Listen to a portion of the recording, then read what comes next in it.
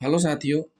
भारतीय साक्ष्य अधिनियम 2023 धारा 58 और भारतीय साक्ष्य अधिनियम 1872 धारा 63। आज हम पढ़ने जा रहे हैं द्वितीयक साक्ष्य। द्वितीयक साक्ष्य बहुत ही महत्वपूर्ण है। तो जिन साथियों ने अभी तक हमारा चैनल सब्सक्राइब नहीं किया है तो सबसे पहले हमारे चैनल को सब्सक्राइब कर लें और वीडियो को लास्ट तक जरूर देखें। द्वितीयक साक्ष्य क्या कहते हैं? किसी दस्तावेज का प्राथमिक साक्ष्य ही न्यायालय के समक्ष प्रस्तुत किया जाना चाहिए।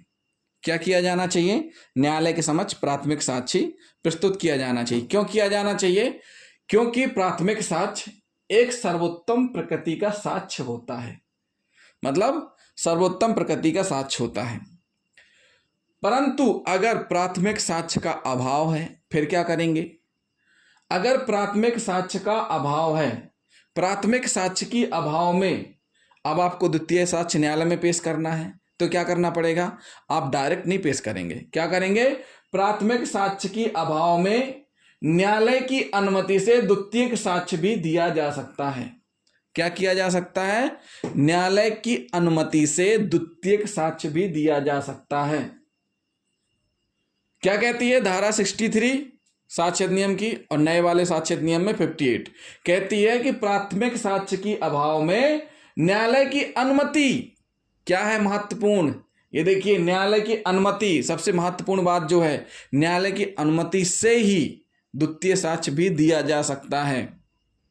लेकिन जो द्वितीय साक्ष्य आप पेश कर रहे हैं, आपके पास प्राइमरी नहीं है, उसके लिए और क्या जरूरी है? और यह जरूरी है कि ऐसे साक्ष्य के ग्राह्य किए जाने के कारणों को पहले ही स्थापित कर दिया जाए।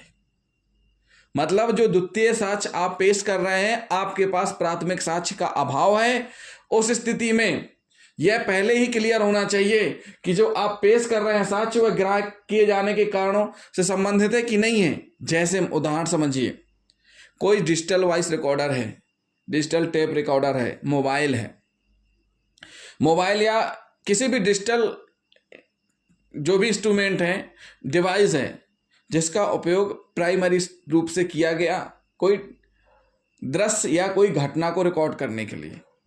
उस घटना उस इवेंट की रिकॉर्डिंग हो गई। अब रिकॉर्डिंग करने के बाद आपने क्या किया कि सीडी बना ली। अब सीडी बन गई है, लेकिन आपका प्राइमरी आपके पास नहीं है। लेकिन जरूरी बात क्या है कि क्या प्राइमरी से जब नकल की जा रही थी तो नकल की तुलना की गई? मतलब जो सीडी तैयार की गई है उसकी तुलना मूल से की गई कि नहीं की गई? यानी प्राथमिक साक्ष्य से उसकी तुलना की गई है कि नहीं की गई है? क्यों? क्योंकि अगर तुलना नहीं की गई है तो वह द्वितीय साक्ष्य नहीं माना जाएगा। अब यह बात कैसे साबित की जाएगी कि तुलना की गई कि नहीं की गई? यह साबित होगी हैश वैल्यू से, यानी प्राथमिक मूल दस्तावेज की जो हैश वैल्यू थी और जो सेकेंडरी पेश करने की आप अनुमति ले रहे हैं उसमें हैश वैल्यू सेम होनी चाहिए। तो ऐसी कंडीशन में ही ग्राह्य होगी। क्या होगी? ऐसी कंडीशन में ग्राह्य होगी। फिर हम पढ़ते हैं आगे।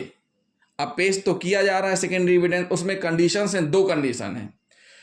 जब प्रश्न हो कि क्या दस्तावेज की अंतर वस्तु का द्वितीय साक्ष्य दिया जा सकता है। जब प्रश्न यह उठता है कि क्या द्वितीय साक्ष्य दिया जा सकता है, तो बात आती है कि द्वितीय साक्ष्य दिया जा सकता है कि नहीं। तो यह निर्णय नई वाली भारतीय साक्ष्य अधिनियम धारा 60 में है, और जिसको अभी हम पढ़ रहे हैं पुरानी वाली भारतीय साक्ष्य अधिनियम में धारा 65 में वर्णित है।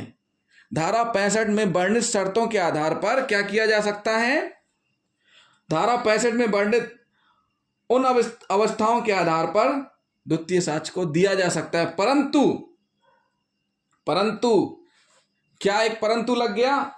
परंतु क्या होना चाहिए? धारा जो इस धारा में धारा 63 में वर्णित प्रकार का ग्राह्य होना आवश्यक है। मतलब सीधी सी बात है कि धारा 63 में वर्णित प्रकार का ग्राह्य जरूरी है। यानी कि जो ये धारा है जिसके बारे में हम आपको बता रहे हैं उसमें ग्राह्य जरूरी है। तो सेकेंड पॉइंट क्या कहता है? पहला तो ये है कि प्रश्न यह है कि क्या दस्तावेज की अंतर वस्तु का द्वितीय साक्ष्य दिया जा सकता है कि नहीं। इस संबंध में दिया है धारा 65 में। और नई वाली धारा है 60, उसमें दिया है। लेकिन किंतु जब प्रश्न हो कि क्या दिया जाने वाला साक्ष्य, भाई साक्ष्य तो दिया जा सकता है, लेकिन जब प्रश्न यह उठता है कि क्या दिया जाने वाला साक्ष्य सही प्रकार का द्वितीय साक्ष्य है या नहीं, क्या कह रहे हैं कि जब दिया जाने वाला साक्ष्य क्या है, जो द्वितीय साक्ष्य जो दिया जा रहा है सही है या नहीं। मतलब 65 तो बताती कि आप द्वितीय साक्ष्य दे सकते हैं, लेकिन जो द्वितीय साक्ष्य दे रहे हैं वह सही प्रकार का द्वितीय साक्ष्य है या नहीं, तो इसका निर्णय इस धारा में होगा जो हम आपको पढ़ाने जा रहे हैं और जो आगे हम आपको पॉइंट पढ़ाएंगे। तो साथियों एक बार फिर से हम कहते हैं, जिन साथियों ने हमारा चैनल सब्सक्राइब नहीं किया है, हमारे चैनल को सब्सक्राइब जरूर कर लें। क्योंकि हम आपको इसके अंतर्गत बहुत सारे द्वितीय साक्ष्य के अंतर्गत क्या क्या है, एक प्रकार से द्वितीय साक्ष्य के प्रकार पढ़ाने वाले हैं। तो अभी हमने भाग 1 में द्वितीय साक्ष्य के बारे में बताया, द्वितीय साक्ष्य के बारे में एक बेसिक चीज बताई है। यह हो गया भाग 1। अब भाग 2 धारा 58 धारा 63 द्वितीय साक्ष्य का। भाग 2 में हम आपको क्या बताएंगे, द्वितीय साक्ष्य के अंतर्गत क्या क्या आता है। तो सबसे पहले हम पढ़ेंगे दस्तावेजों की प्रमाणित प्रतियां।